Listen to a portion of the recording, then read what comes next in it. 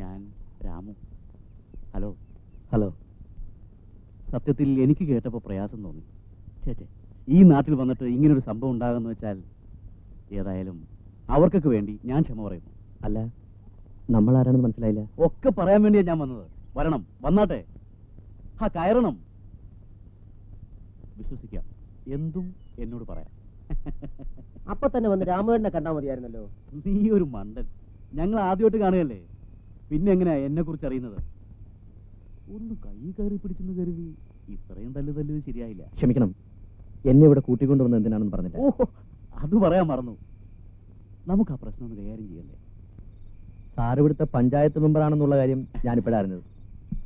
പ്രശ്നം വരുമ്പോൾ വക്കാലത്തിന് വിളിക്കാം. എന്നാ പോട്ടെ. ഗോപിയെ, എന്തോ ഇവനെ നമുക്ക് വേണ്ടി വരും.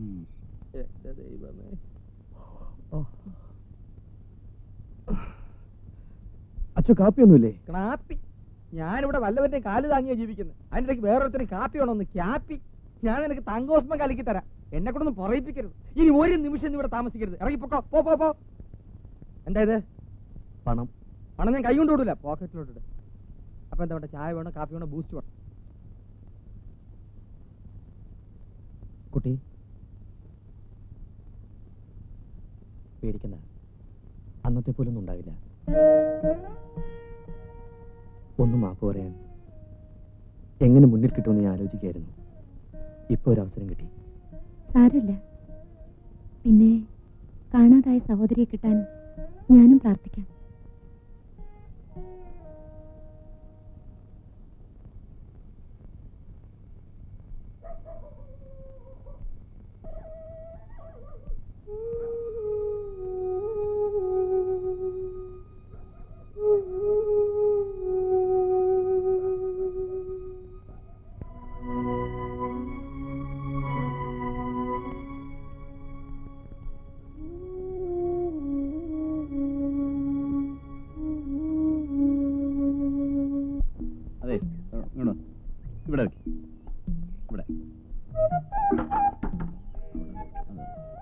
ഇവിടെ വെച്ചാ ഇവിടെ ഇങ്ങോട്ടുണ്ട്.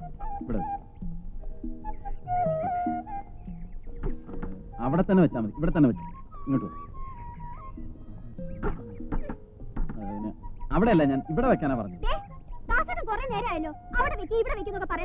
അല്ല, അത് ചൂടാവില്ല. ഞാൻ ആദ്യം അപ്പുറത്ത് കഴിയണോ അത് ഇപ്പുറത്ത് കഴിയണോ എവിടെ കഴിയണോ എന്നുള്ളൊരു കൺഫ്യൂഷൻ ആയി പോയി. അതുകൊണ്ടല്ലേ. ഇനിയിപ്പോ അവിടെ തന്നെ കഴിയാം. ഇത് അവസാനത്തെ അവസരമാണ്. ഇന്ന് പറഞ്ഞില്ലെങ്കിൽ ഞാൻ എന്റെ ആയുസ്സിൽ പറയലുണ്ടാവില്ല. ഇന്ന് എന്തായാലും പറയണം. രേണു,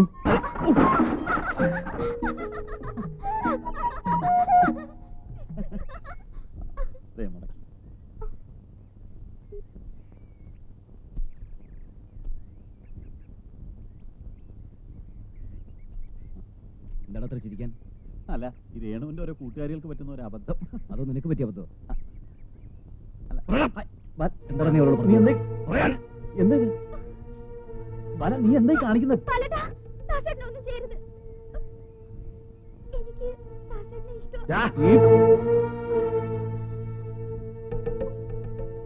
എന്താ ഇവിടെ?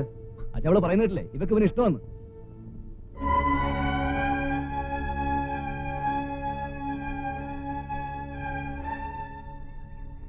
ഞാൻ നന്ദികേടാണ് ചെയ്യുന്നെങ്കിൽ എന്നോട് ക്ഷമിക്കണം. അന്ന് ഞാനൊരു ജീവിതം തേടി വന്നപ്പോൾ എനിക്ക് തന്നു. ഇനി ഞാൻ മറ്റൊന്നോട് ചോദിക്കാണ്.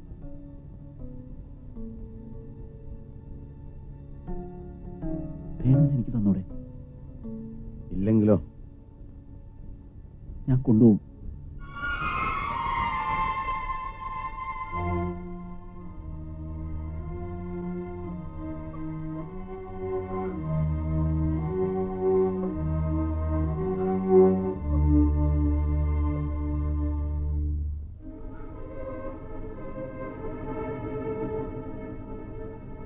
അച്ഛനോട് എന്താ ചെയ്യുന്നു? പണം തികയോന്ന് നോക്കിയതാ. മോടെ കല്യാണം നടത്തണ്ടേ? ഞാൻ ആഗ്രഹിച്ചതേ എന്റെ മോള് ചെയ്തോളൂ.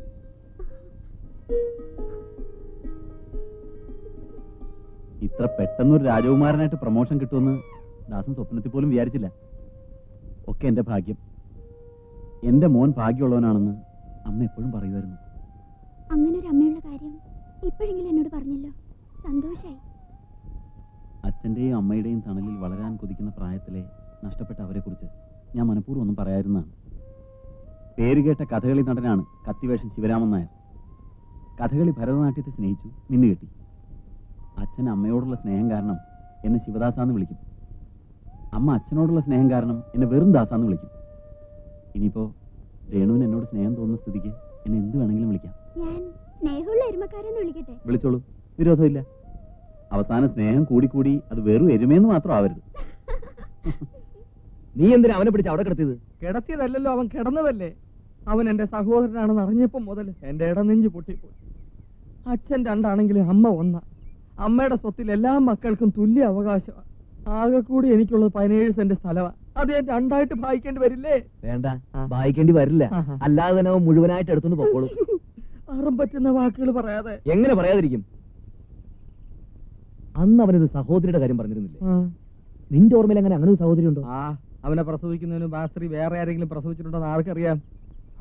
എന്തായാലും നീ അവനെ അല്പം സൂക്ഷിക്കുന്നത് നല്ലതാ. അതെ അതെ, അവൻ നല്ല ഉറക്കത്തിലാണ്. ഉറങ്ങുന്നവനെ ഉണർത്തുന്നവനാണ് ഞാൻ.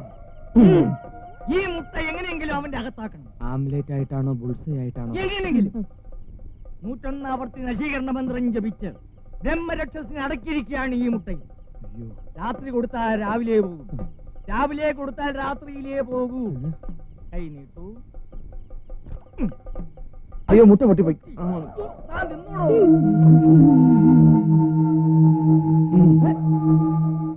ഞാൻ പോവാ. എടോ അച്ചു, പോകാതെടോ, ഇങ്ങോട്ട് വാടോ. ഞാൻ പോവാ.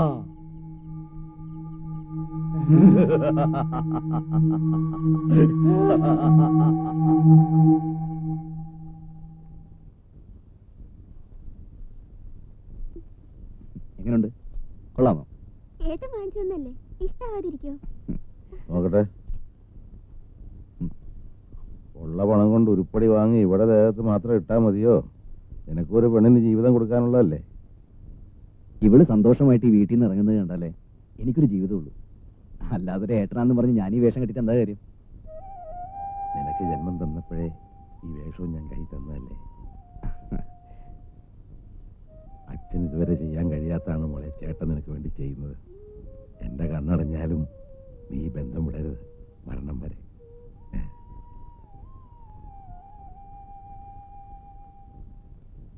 ഏട്ടാ, എന്റെ വിവാഹത്തോടൊപ്പം ഏട്ടന്റെ വിവാഹം നടക്കണം. ഒരു നിമിഷം പോലും വൈകാതെ അത് നടന്നു കാണണമെന്ന് ഈ അനിയത്തിക്ക് മോഹമുണ്ട്. കുഞ്ഞുനാളിലെ ആ കല്യാണം നടന്നതല്ലേ മോളെ, പിന്നൊരു ചടങ്ങ് അതെപ്പോ വേണമെങ്കിലും ആവല്ലോ.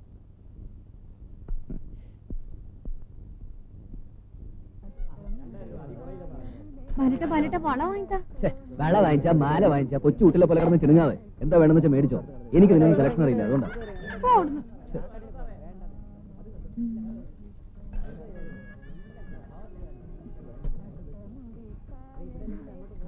കൊള്ളാമോ? ഇതെടുത്തോളൂ.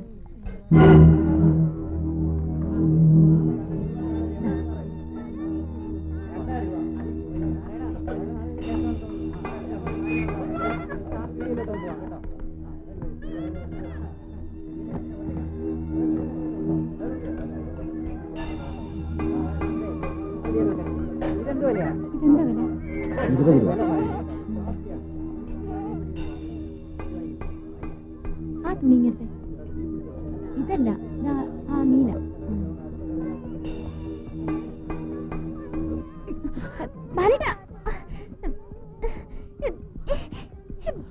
എന്താ ഇത്?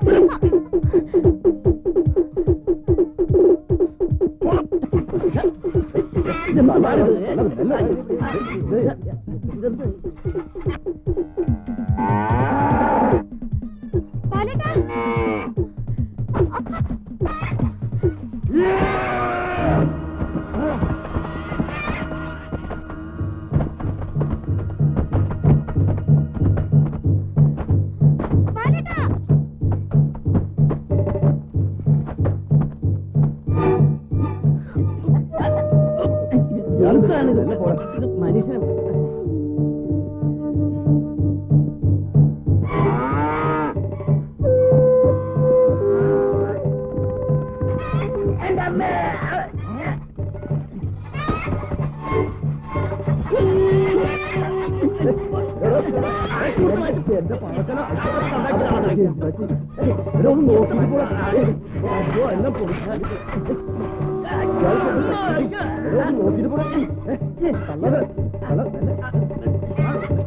മനുഷ്യൻ ചാവും കൊല്ലാൻ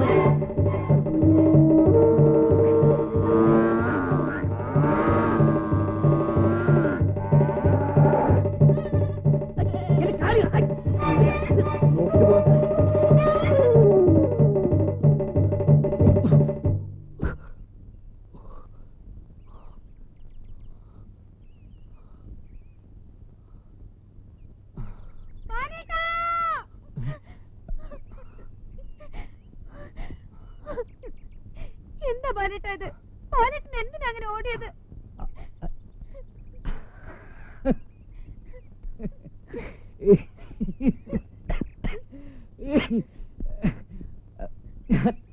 ഓടിയത് എന്തിനാ ഓടിയതെന്ന്? ത്രില്ലോ? ഇങ്ങനെയാണോ ത്രില്ല് കാണിക്കുന്നത്? ഞാനിങ്ങ് പേടിച്ചു പോയി. എല്ലാരും എന്നോട് പറഞ്ഞു നിന്റെ ബാലേട്ട ഇനി ഓടിപ്പോവുന്ന്. അതുകൊണ്ട് ബാലേട്ട ഓടിയപ്പോ ഞാനിങ്ങ് പേടിച്ചു പോയി. അച്ഛന്റെ തല്ലും വാങ്ങി നാട് വിട്ട ശേഷം പിന്നെ എനിക്കൊരു ജീവിതം ഉണ്ടായിരുന്നു മോളെ. നെട്ടോട്ടം. ഇടയ്ക്കിടയ്ക്കത് ഓർമ്മ വരുമ്പോ ഞാൻ അറിയാതെ തന്നെ ഓടിപ്പോവും. എല്ലാത്തിൽ നിന്നും രക്ഷപ്പെടണ്ടേ? അതിന് ഇതൊക്കെ ഒരു മാർഗമുള്ളൂ. വാ നമുക്ക് വീട്ടിൽ പോവാം.